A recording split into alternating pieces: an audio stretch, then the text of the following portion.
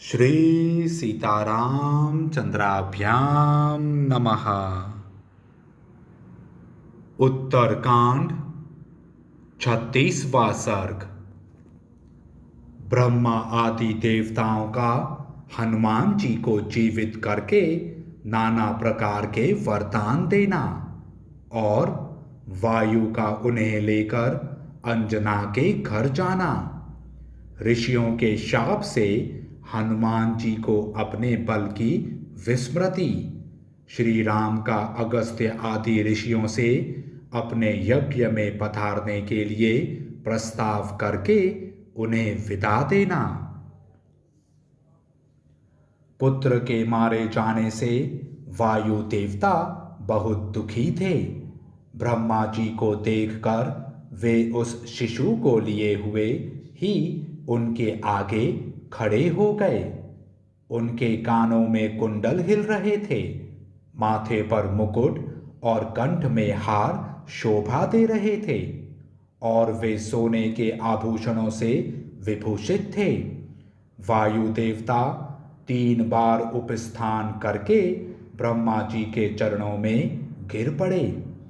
वेद वेत्ता ब्रह्मा जी ने अपने लंबे फैले हुए और आभरण भूषित हाथ से वायु देवता को उठाकर खड़ा किया तथा उनके उस शिशु पर भी हाथ फेरा।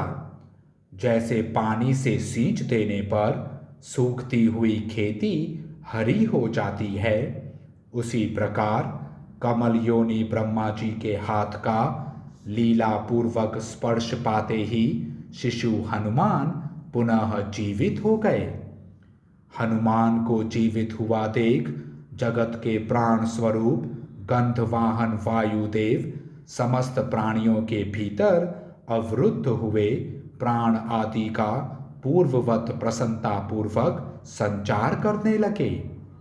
वायु के अवरोध से छूटकर सारी प्रजा प्रसन्न हो गई।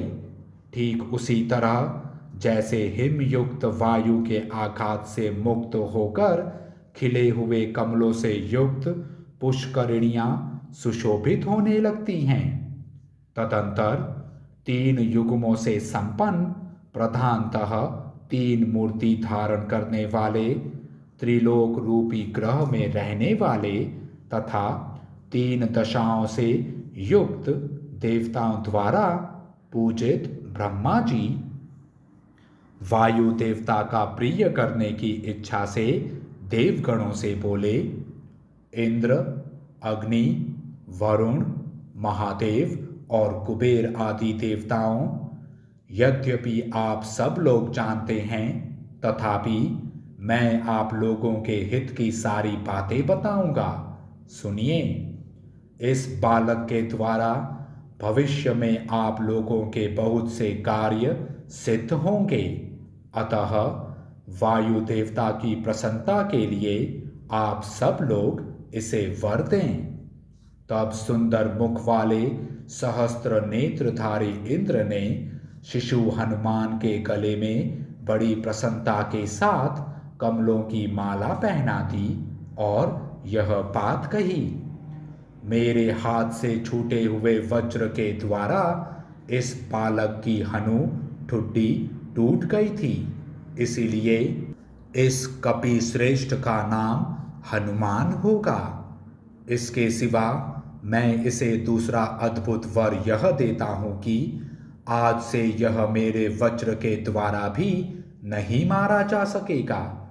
इसके बाद वहां अंधकार नाशक भगवान सूर्य ने कहा, मैं इसे अपने तेज का 100वां भाग देता हूं। इसके सिवा जब इसमें शास्त्राध्ययन करने की शक्ति आ जाएगी, तब मैं ही इसे शास्त्रों का ज्ञान प्रदान करूंगा, जिससे यह अच्छा वक्ता होगा। शास्त्र ज्ञान में कोई भी इसकी समानता करने वाला न होगा। तत्पश्चात वरुण ने वर देते हुए कहा, 10 लाख वर्षों की आयु हो जाने पर भी मेरे पाश और जल से इस बालक की मृत्यु नहीं होगी। फिर यम ने वर दिया, यह मेरे दंड से अवध्य और निरोग होगा। तदंतर पिंगल वर्ण की एक आंख वाले कुबेर ने कहा, मैं संतुष्ट होकर यह वर देता हूं कि युद्ध में कभी इसे विषाद न होगा तथा मेरी यह गदा संग्राम में इसका वध न कर सकेगी। इसके बाद भगवान शंकर ने यह उत्तम वर दिया कि यह मेरे और मेरे आयुधों के द्वारा भी अवध्य होगा। शिल्पियों में श्रेष्ठ परम बुद्धिमान विश्वकर्मा ने बाल सूर्य के समान अरुण कांति वाले उस शिशु को देखकर उसे इस प्रकार वर दिया, मेरे बनाए हुए जितने दिव्य अस्त्र शस्त्र हैं उनसे अवध्य होकर यह बालक चिरंजीवी होगा। अंत में ब्रह्मा जी ने उस बालक को लक्ष्य करके कहा, यह दीर्घायु, महात्मा तथा सब प्रकार के ब्रह्मदंडों से अवध्य होगा। तत्पश्चात हनुमान जी को इस प्रकार देवताओं के वरों से अलंकृत देख 4 मुखों वाले जगत गुरु ब्रह्मा जी का मन प्रसन्न हो गया और वे वायुदेव से बोले, मारुत, तुम्हारा यह पुत्र मारुति शत्रुओं के लिए भयंकर और मित्रों के लिए अभयदाता होगा। युद्ध में कोई भी इसे जीत न सकेगा। यह इच्छानुसार रूप धारण कर सकेगा, जहां चाहेगा जा सकेगा। इसकी गति इसकी इच्छा के अनुसार तीव्र या मंद होगी तथा वह कहीं भी रुक नहीं सकेगी। यह कपि श्रेष्ठ बड़ा यशस्वी होगा। यह युद्ध स्थल में रावण का संहार और भगवान श्री रामचंद्र जी की प्रसन्नता का संपादन करने वाले अनेक अद्भुत एवं रोमांचकारी कर्म करेगा। इस प्रकार हनुमान जी को वर देकर वायु देवता की अनुमति ले ब्रह्मा आदि सब देवता जैसे आए थे उसी तरह अपने अपने स्थान को चले गए। गंधवाहन वायु भी पुत्र को लेकर अंजना के घर आए और उसे देवताओं के दिए हुए वरदान की बात बताकर चले गए। श्री राम, इस प्रकार ये हनुमान जी बहुत से वर पाकर वरदान जनित शक्ति से संपन्न हो गए और अपने भीतर विद्यमान अनुपम वेग से पूर्ण हो भरे हुए महासागर के समान शोभा पाने लगे। उन दिनों वेग से भरे हुए ये वानर शिरोमणि हनुमान निर्भय हो महर्षियों के आश्रमों में जा जाकर उपद्रव किया करते थे।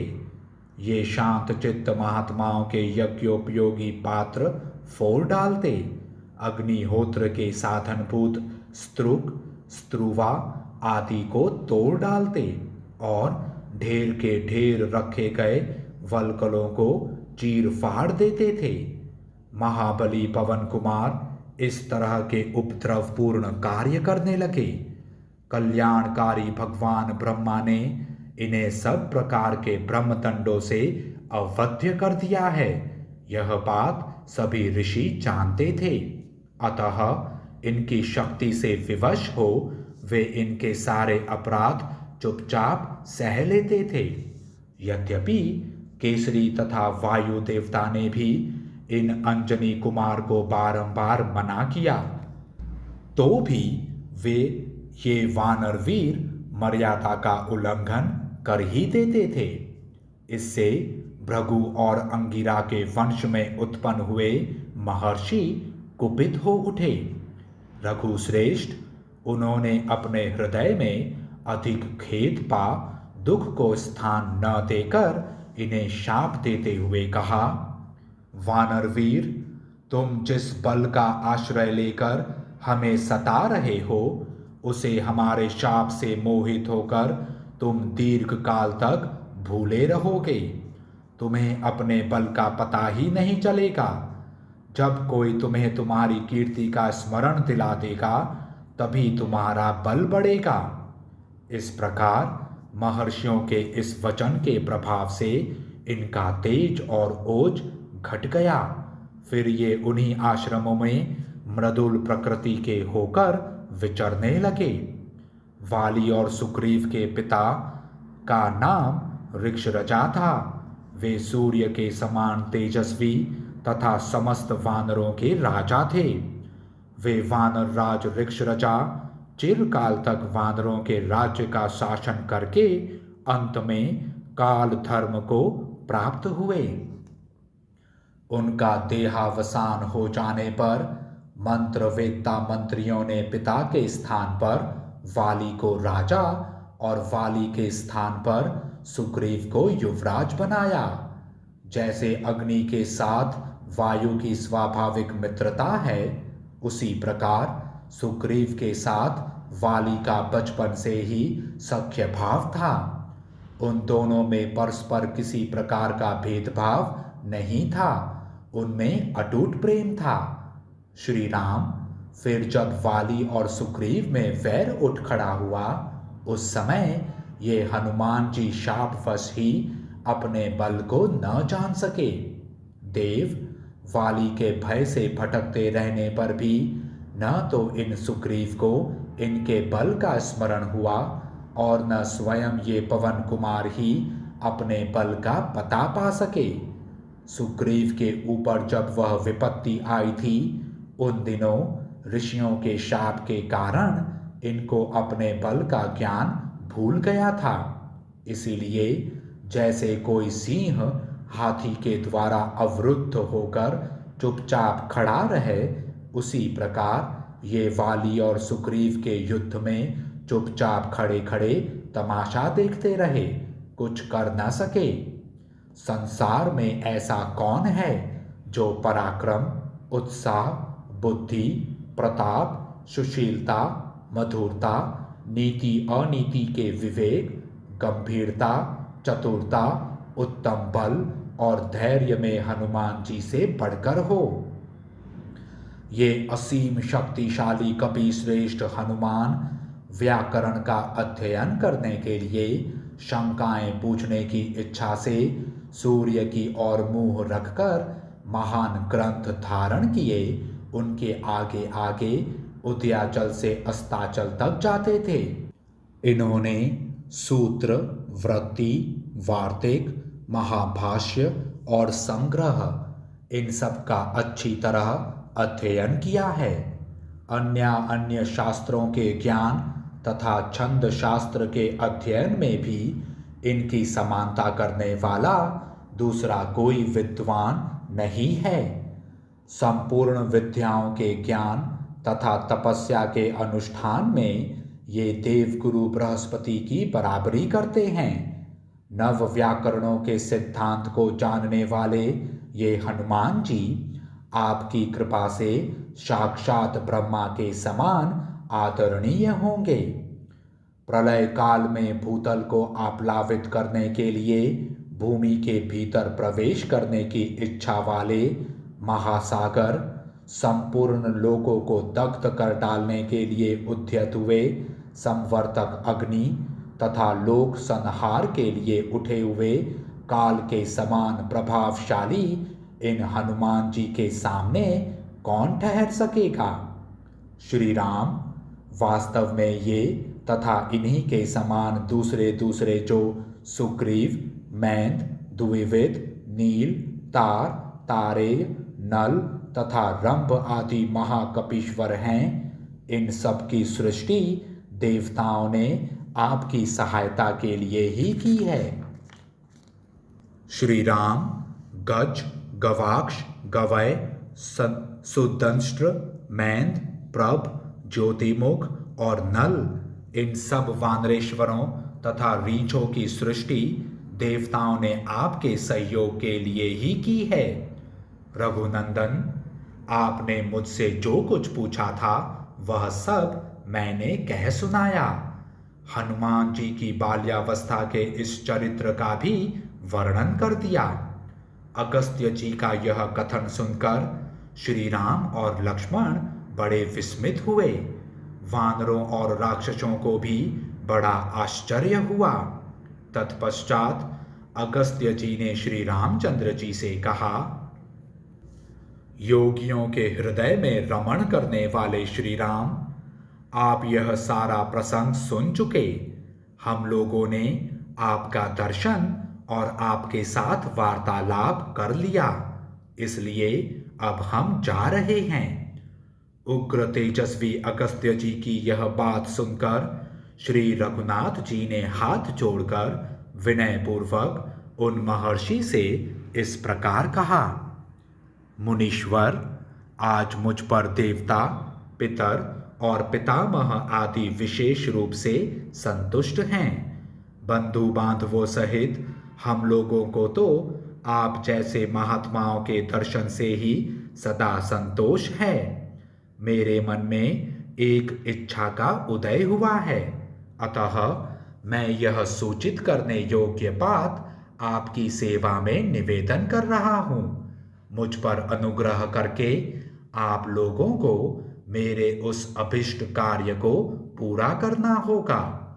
मेरी इच्छा है कि पुरवासी और देशवासियों को अपने अपने कार्यों में लगाकर मैं आप सत्पुरुषों के प्रभाव से यज्ञों का अनुष्ठान करूं। मेरे उन यज्ञों में आप महान शक्तिशाली महात्मा मुझ पर अनुग्रह करने के लिए नित्य सदस्य बने रहें। आप तपस्या से निष्पाप हो चुके हैं। मैं आप लोगों का आश्रय लेकर सदा संतुष्ट एवं पितरों से अनुग्रहित होऊंगा। यज्ञ आरंभ के समय सब लोग एकत्र होकर निरंतर यहाँ आते रहें। श्री रामचंद्र जी का यह वचन सुनकर कठोर व्रत का पालन करने वाले अगस्त्य आदि महर्षि उनसे एवमस्तु कहकर वहां से जाने को उद्यत हुए। इस प्रकार बातचीत करके सब ऋषि जैसे आए थे वैसे चले गए। इधर श्री रामचंद्र जी विस्मित होकर उन्हीं बातों पर विचार करते रहे। तदंतर सूर्यास्त होने पर राजाओं और वानरों को विदा करके नरेशों में श्रेष्ठ श्री रामचंद्र जी ने विधि पूर्वक संध्योपासना की और रात होने पर वे अंतःपुर में पधारे। इस प्रकार श्री वाल्मीकि निर्मित आर्ष रामायण आदि काव्य के उत्तर कांड में 36वां सर्ग पूरा हुआ। जय श्री राम।